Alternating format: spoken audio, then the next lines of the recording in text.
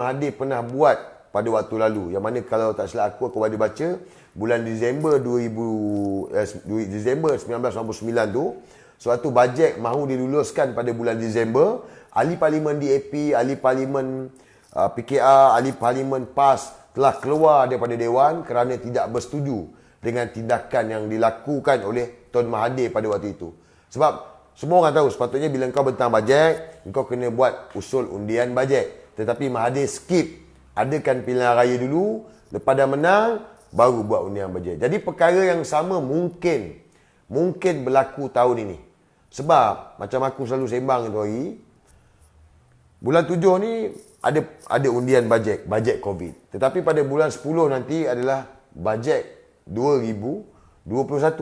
Pembentangan bajet yang akan ada lebih kurang 40 kali mengundi.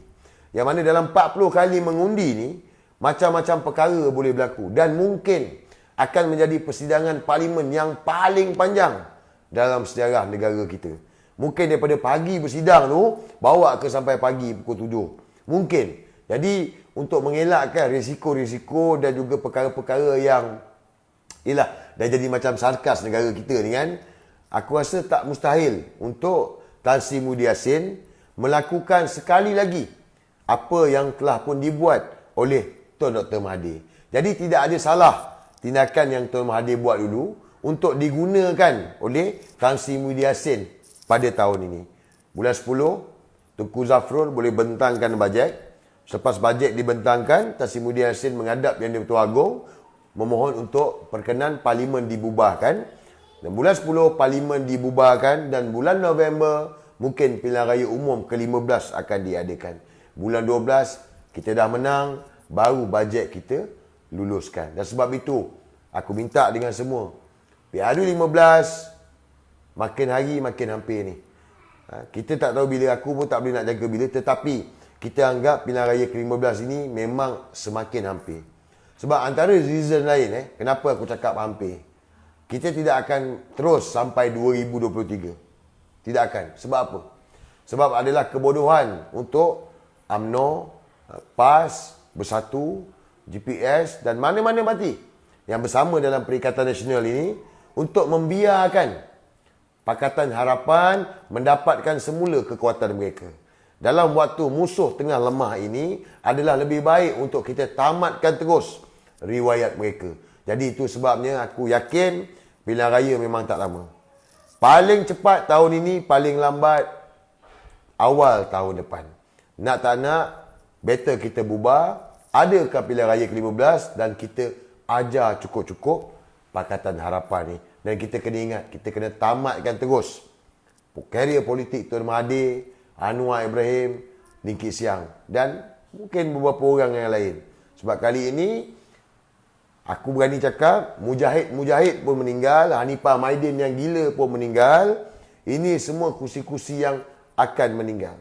Mungkin tempat-tempat yang campurannya mungkin macam Kota Raja, Mak Sabu, ada China, India je lebih, mungkin boleh memenangkan Mak Sabu. Tetapi itu pun aku tak confident sebab sebelum ini kita melihat memang kaum China, kaum India menyokong Pakatan Harapan. Tetapi lately ni, sejak kebelakangan ini aku rasa kaum Cina dan kaum India dah banyak yang terdedah, dah melihat dah sebenarnya siapa yang resis, siapa yang bersifat perkauman, siapa yang memainkan sentimen perkauman 24 jam sehari. Jadi tidak mustahil PRU ke-15, kaum Cina dan kaum India akan bersama-sama dengan Perikatan Nasional atau Pemuafakat Nasional untuk sama-sama kita ajar puak-puak Pakatan Harapan ni. So guys, ni ulasan aku untuk malam ni. Tapi nak bagi tahu juga, mana-mana yang lahir tahun 1999, anda sudah layak untuk daftar sebagai pengundi. Jangan lupa tu, yang lahir tahun 1999. So, boleh daftar sebagai pengundi. Jadi kalau kata pilihan raya November ni, insya-Allah sempat untuk menjadi sebahagian daripada sejarah buang pangkah ni. Pangkah calon-calon yang bersama dalam Perikatan Nasional ni. Ya. Kita kena ajar cukup-cukup. Kita tak boleh bagi can. Mana boleh bagi can? Kan? Mereka ni, kita ni tengah marah. Ramai orang tengah marah dengan Pakatan Harapan ni. Takkan kita nak tunggu 3 tahun lagi baru kita nak adakan pilihan raya. Kan? Bukan apa. Kita takut orang muda lupa. Orang muda yang sekarang ni sekolah mungkin naik, mungkin lupa. Mereka lupa apa yang Pakatan Harapan buat 22 bulan. Macam korang lah sekarang. Korang mungkin ingat. Mungkin 22, mungkin 3 tahun lagi. Korang, tak kisahlah, tak apalah, kita try lagi sekali lah. So pada aku, jangan kita sia-siakan peluang yang ada. Ada peluang untuk kita tanam tu rapat. Jadi sebab tadi pun aku cakap dengan Datuk Sri Zahid Hamidi, aku cakap, so kita macam mana pun tak boleh lewat untuk adakan pilihan raya. Dan Datuk Sri cakap, setuju betul. InsyaAllah tahun ni pilihan raya. Kan? Tan Sri Muhyiddin Yassin pun dah get ready dah. Macam aku tulis tu hari lah. Kalau kata pilihan raya diadakan, siapakah calon Perdana Menteri Malaysia? Tan Sri Muhyiddin Yassin lah. Tan Sri Muhyiddin Yassin adalah calon Perdana Menteri. Sabah apa cerita? Sabah Syafiee Apdal dah goyang dah tu. Syafiee Apdal dah cuak gila dah tu sekarang tu. Tengah tunggu masa je tu. Tengah tunggu masa Syafiee Apdal nak melingkup. Kan? So ajan tu yang beria-ria backup Syafiee Apdal, kau siap kau. Siap kau ajan. Yang pukul aku dekat airport tu hari tu. Siap. Bukan main dia Samsing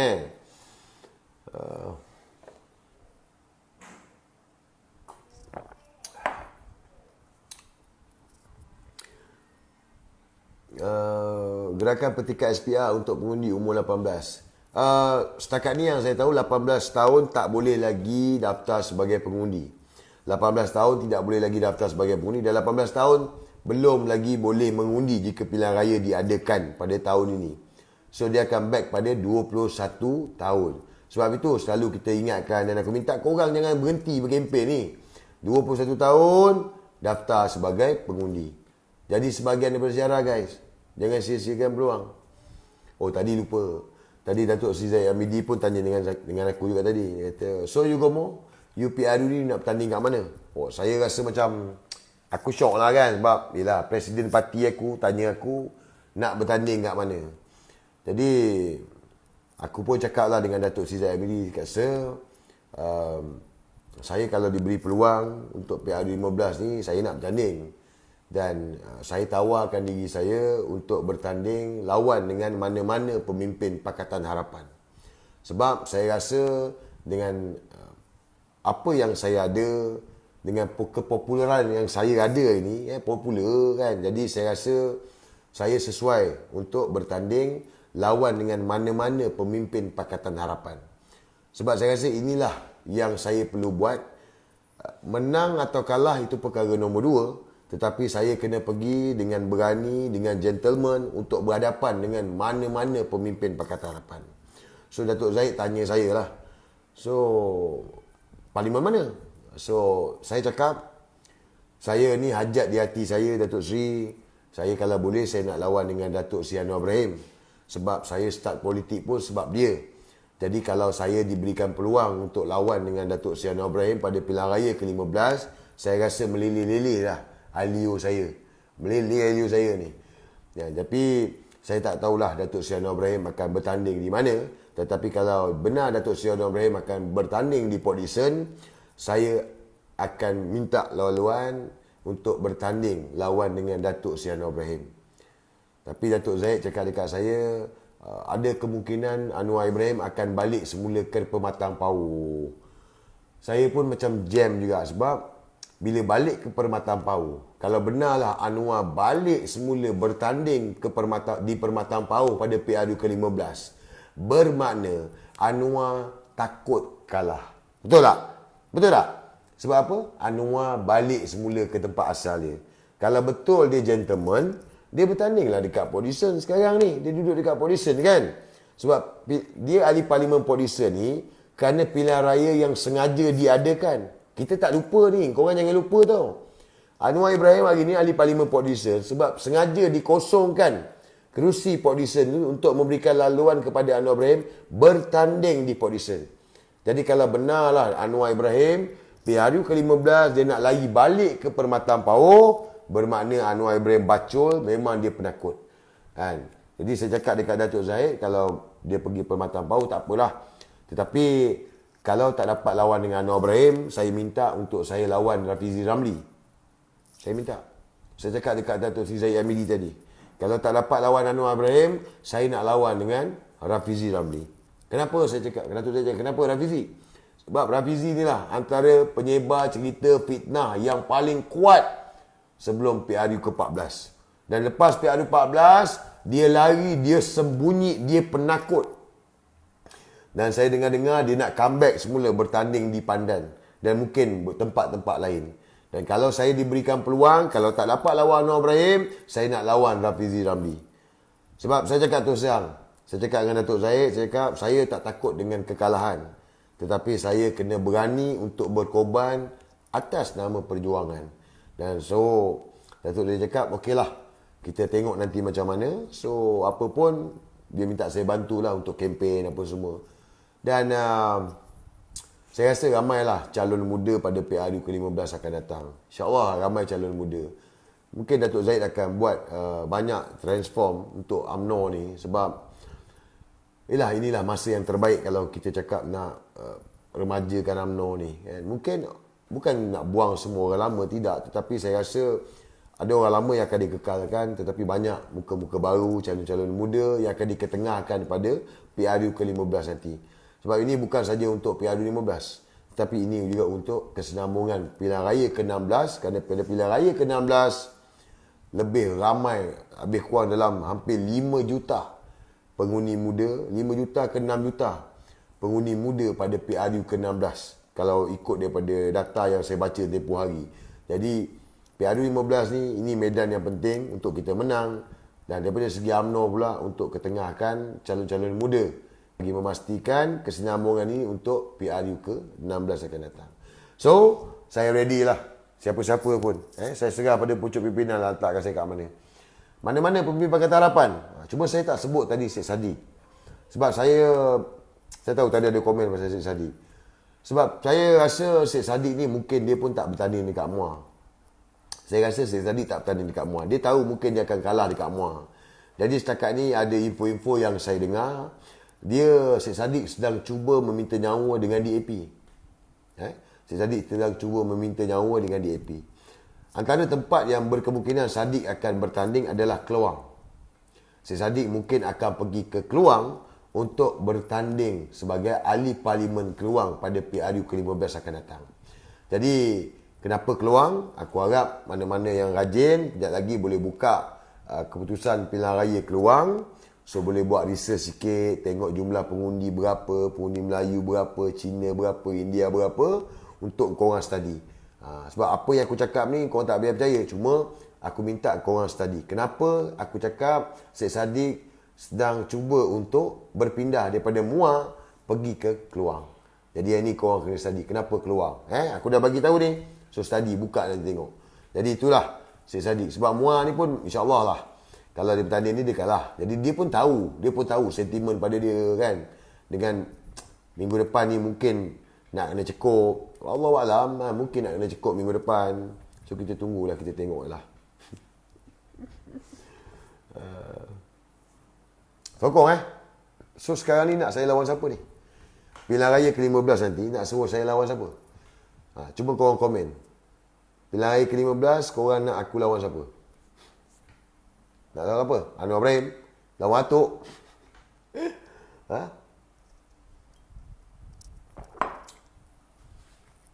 Ya, Azizur Rahman Bakar. Kat mana? Keluar pun kita sapu. Keluar susah nak sapu tu. Melainkan pengundi Cina, dia pun kelentong Saddiq. Kan? Boleh tahan juga pengundi Cina ni. Sebab dulu Datuk Najib kena macam gitu lah. Macam gitu je Datuk Najib kena kelepek dengan pengundi-pengundi Cina. Siapa ingat 2013 sampai bawa Gangnam Style dekat Pening. Kan? Dekat Kelang tu makan punya besar. Lari mengundi, Datuk Najib kena peang dengan pengundi-pengundi Cina. Itu yang sampai Datuk Najib cakap apa lagi Cina mahu kan. Jadi tak mustahil lah PRU ke-15 ni pengundi Cina peang pula Pakatan Harapan.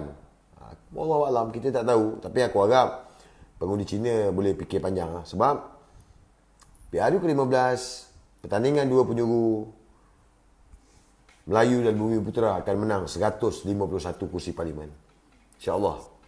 151. lawan Guang Eng. Saya kalau nak bertanding ni tempat Cina tak boleh lah kan. At least macam tengoklah kan, kalau 45% Melayu pun tak apa. Boleh. Lawan Nuri Izzah Alamak, Nuri Izzah tak tahu, mungkin dia pergi pindah dah. Kalau Anwar Ibrahim balik Permata Ampau, Nuri Izzah akan pindah lah, tak tahu dah pergi mana. Tapi memang setakat ni dengar Anwar nak balik Permata Ampau balik. Anwar takut kalah. Kenapa keluar? Study bro, kenapa keluar? Lawan Bobo Boy ada berani. Saya boleh je, saya siapa-siapa tak kisah. Tapi kalau tanya saya, jika diberikan peluang, saya nak lawan dengan Anwar Ibrahim. Saya nak lawan Anwar Ibrahim. Saya rasa saya layak lawan Anwar Ibrahim. Bekas Banduan lawan bekas Banduan. Papa Gomo wes Papa Homo. Betul tak? Orang yang saman lawan dengan orang yang kena saman. Macam ngam. Kan, betul tak? Baru gempak. Baru dia kan. Kita fighter kan. So kita tengoklah kan. Debat pun boleh. Nak berdebat pun boleh dengan Anwar Ibrahim. I'm ready. Tapi saya harap Anwar Ibrahim pun sudi lah lawan dengan saya. Jangan dia lari pula. Lawan Mak Sabu Mak Sabu ni kelakar. Kalah juga kau Permata Ampau. Tak kisahlah bro. Menang kalah ni adat. Kan? Tapi semangat kita ni, semangat dalam perjuangan ni, jangan pernah berhenti bro. Saya ni kalah saman dengan Anwar Ibrahim tau. Saya kena saman dengan Anwar Ibrahim 100 juta tau. Anwar saman saya 100 juta. Saya bicara, saya lawan sendiri, jadi lawyer sendiri, Mahkamah Rayuan, Mahkamah Persekutuan saya kalah. Saya kena bayar ke Anwar 960,000 tau. 960,000 tau. Saya bayar dengan band draft dengan duit RM1. Dengan shilling 30 sen. Kalau orang lain saya rasa kena saman dengan Anwar Ibrahim, orang lain dah berhenti dah. Orang lain tak bercakap dah pasal Anwar Ibrahim. Kalau orang lain dah, saya yakin kalau orang lain. Tetapi tidak pada saya. Dia saman saya lagi lawan dia. Dia tekan saya lagi lawan dia. Kenapa boleh jadi macam tu? Kenapa boleh jadi orang itu bila dia disaman, dia ditekan tetapi dia masih lagi melawan? Kenapa? Sebab saya buat ni bukan untuk diri saya. Saya lawan Anwar ni bukan untuk diri saya tau. Saya lawan Anwar ni untuk ummah. Saya lawan Anwar ni untuk rakyat Malaysia ni. Untuk umat Islam ni. Kenapa saya cakap? Bukan nak cakap Anwar tu tak Islam. Tapi pada saya dan saya bagi tahu banyak kali, Anwar ni dajjal. Dajjal. So saya lawan Anwar ni bukan sebab saya, no. Saya lawan ni sebab saya memikirkan